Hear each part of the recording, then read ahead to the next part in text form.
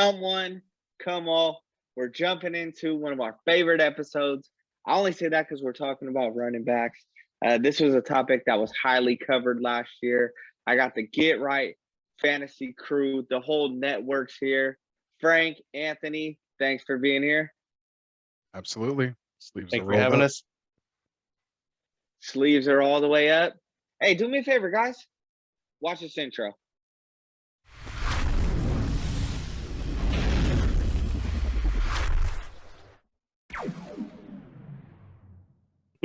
We're back. Hey, so we're still on the same train.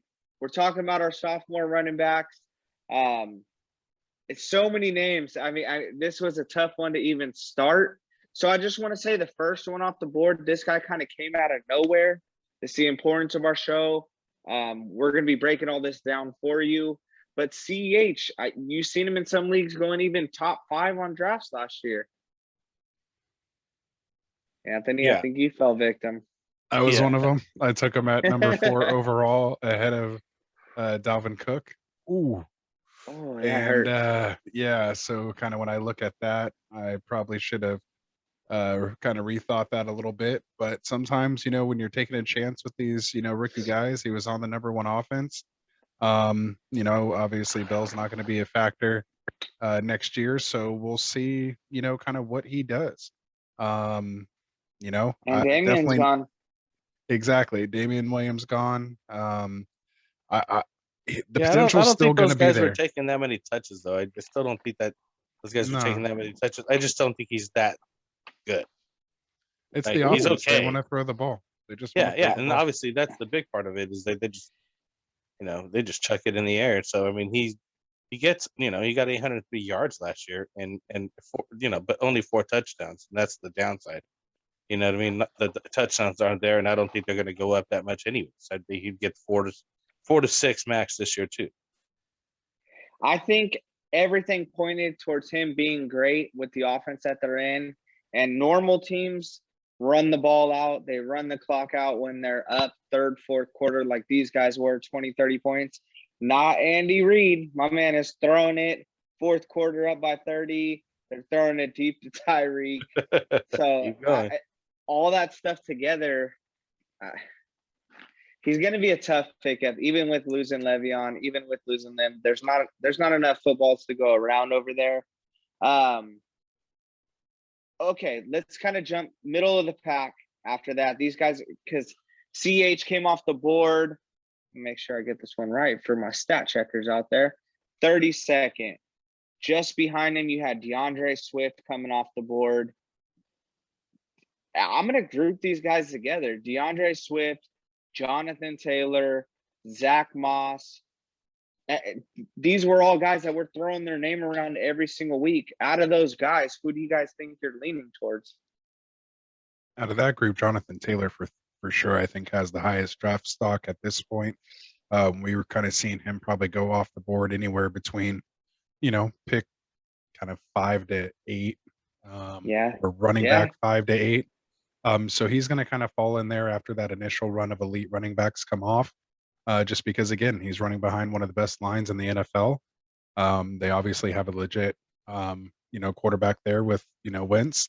And, I kind of like Michael Pittman Jr. We didn't really kind of talk about him in our sophomore receiver video, but he, I think could be a good threat there too. So, but, it could go either way. Yeah, it could go either way. Don't speak so highly about Carson Wentz. Yeah, I don't want to go there. Again, it's a lost cause with you guys. I think Wentz, but Swift will have a pretty decent year coming up. Dave Burkett of the Detroit Free Press. I'm going to let them know who said it here. Says he can be a 25 touch per game running back in 2021. So if he gets 25 touches per game, there's going to be some pretty good production from Swift. So, let's hope that continues and that actually happens. Then you could get some viability from Swift. You know what I mean? It was boom or bust last year, I think, and more bust than boom. Yeah. Hey, I loved him at Georgia. So fun to watch, and he got the starting job over. Georgia is known for the running backs. I don't know how many people are following that, but Yeah, I like my chances with the Georgia running back. I like Jonathon Taylor. Feel like he shares the load a little too much. He was giving off touchdowns, and they were running a committee last year. So if he does get the #1 job this time, I'd love to see it. We have Marlon Mack coming back. We have Naheem Hines, who was vulturing touchdowns over there. So Yeah. I'm just not buying that top 5 to 8 hype like he's getting drafted. But who knows? That's just me. We could talk about that all day. So another couple running backs kind of next tier, Cam Akers, J.K. Dobbins. Are either of those guys going to make your guys' starting rosters this year? I like Cam Akers better than J.K. Dobbins personally. I think he's got some speed going on there, and possibly a better situation for himself over there in the Rams. But I don't know, Dobbins. With I can't even think of his quarterback over there right now. Lamar Jackson. Lamar Jackson, and his running, and specifically goal line running. He can vulture his touchdowns, like as you were mentioning just a second ago. That happens. I've seen it done a number of games where Lamar Jackson just gets it in the 4 or 5 yard range and just bootlegs it in. Yeah. Mm-hmm. Can't knock him for it. Yeah, and really next to no passing game work, either there. So again, I'm probably looking at him maybe like as an RB3, RB4. But I'm kind of staying away from Dobbins. I'd much rather get a piece of that Rams offense. But surprisingly, I mean, Cam Akers only had 2 touchdowns, and Dobbins actually had 9. So I mean, sometimes that might play a factor in your decisions. But I mean, I think that they're right in the same level, honestly. Wide receiver RB3s, and let's see what happens. Maybe they can become RB2s. Yeah, I mean, again, with the volume that they run over there in Baltimore, I mean, I could see him getting 1,000 yards, but again, he is going to get vultured by Jackson. So with Ingram gone, but again, Jackson's going to take a lot of those goal line touchdowns that could be his. You see to put him on that. Yeah, just to be able to put him on that next tier. Exactly. Yeah, exactly. Yeah. So speaking of quarterbacks' effects on their running backs, if we're going to talk about magic, I mean, are we going to talk about Fitzmagic, or are we going to talk about Gibson down there with Washington, the team with no name? I was hoping you'd kind of leave him off because he's kind of like, I don't know if you could consider him a diamond in the rough, but yeah, he's one of those guys. I think they're going to feed him the ball, and it's kind of his job to lose. I mean, we've seen what he could do with it. Put great numbers in, towards the end of the year, and I'm sure Frank, probably could tell you exactly what those numbers are.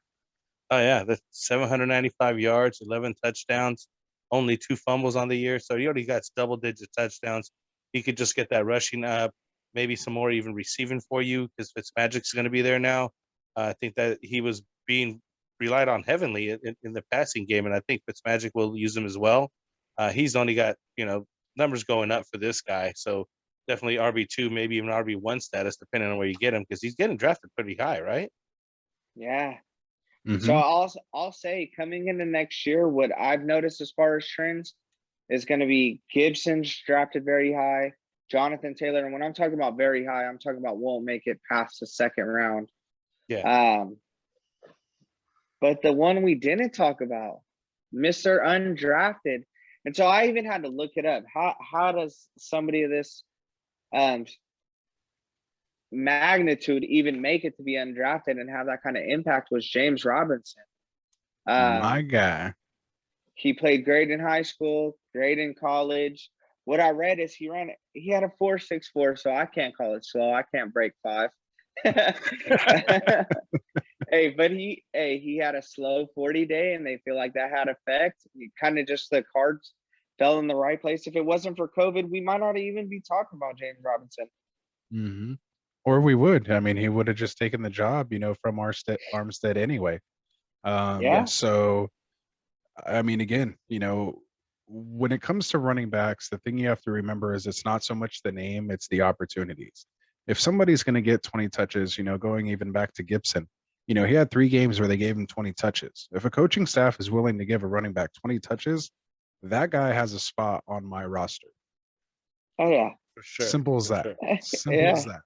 If you're going to get 20 touches, and even if that's a combination of 15 to 16 carries with 4 or 5 targets out of the backfield, like I want you on my team, because any given week you can go for 100 and a touchdown, and or some extra receiving yardage there as well too.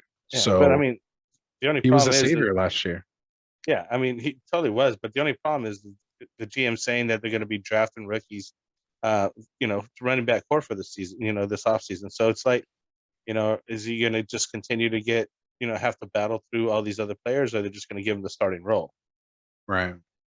And again, I'm not It's saying his put up there job. right behind Henry or, Christian McCaffrey or anything, but, at the same token, again, if they're going to give him 20 touches, if that's what it's going to look like, come after, the dust kind of settles after the draft, he could be a guy that I could see as we get closer to draft time, his stock and ADP is going to rise. Yeah, I mean, definitely round 1 and he 2 went material still. undrafted in last year's fantasy draft. Yeah, so undrafted all around. I picked him Poor up. guy. Hey, He you're replaced- high on our list. He picked right. He's went right in there for Christian McCaffrey, and then Yeah. I got him and Mike Davis and just slotted both of them right in there after week 1. So Handcuffs. yeah, Right? Christian McCaffrey and Drake did me bad, so I had to get on that waiver wire game, and that's why we got you here at Get Right Fantasy. We're going to tell you these are the guys you got to pick up, replacement RB1s. You didn't have to pick him up. You already had him. I had him. Well, we're going to help you get him for your league. You could be the me Exactly. in your league. But you want to end like the Frank. Hey. Exactly. Yeah. Hey, well, thank you guys. Hey, we appreciate it. Anthony, you're 100% right. We're doing the hard work for you guys. We're setting you up for your draft. We're letting you know who to target. If you guys have any questions, let us know. Frank, Anthony, again, like always, thank you for being here. Thanks for doing the research for us. You can roll your sleeves Absolutely. down. Hey, Let's thanks, do it, Watson. man. See you guys next time. Take care. Like and subscribe. Peace out.